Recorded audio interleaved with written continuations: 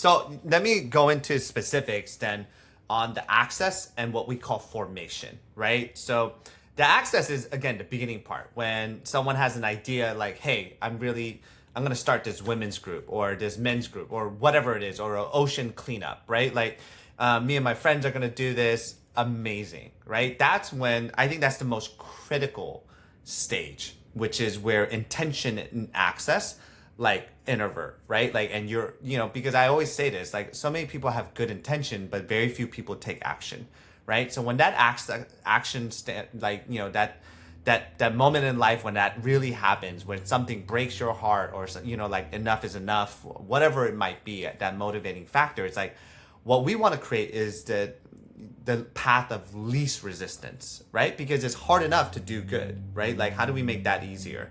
So access is really, being able to receive tax deductible donations. So maybe you might have a wealthy friend or someone that's really passionate and believes in what you're doing, says, hey, I want to support this mission that you're going to go on, but I need to receive a tax deductible donation, right? Which are, again, economic incentives, right? You want to be able to offer that right away. In our system, you can essentially get started overnight. Like in less than 48 hours, you can receive a tax deductible donation through what the key mechanism for access is called fiscal sponsorship, which is a very confusing sounding word, but it's the legal term when one 501c3 nonprofit extends its 501c3 status to a third party project, quote unquote project or person, in order for their mission to have a nonprofit umbrella. So we've taken this product that's been around and the government recognizes it, and we've productized it and made it available.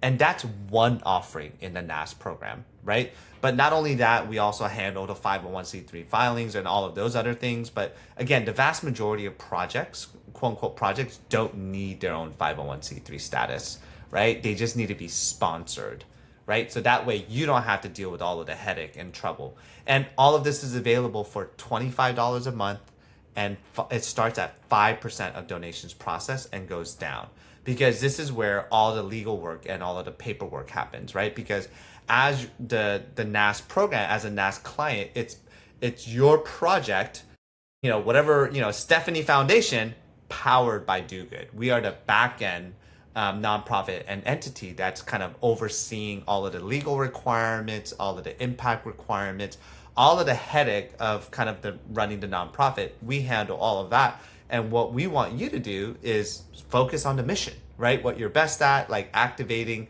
and kind of the fundraisers, all of those other things that come with driving that mission forward. So that's where really the access point is what we're solving for. Any questions in regards to that? Yeah, I have a quick question about that. So you were saying essentially you operate as this umbrella organization, like sharing your nonprofit status.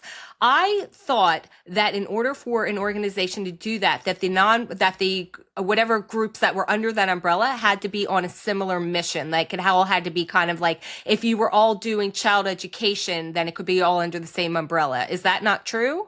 Like you can have Yes. different. Yeah, so fiscal sponsorship is around, and the traditional ways of fiscal sponsorship has all of these kind of different requirements.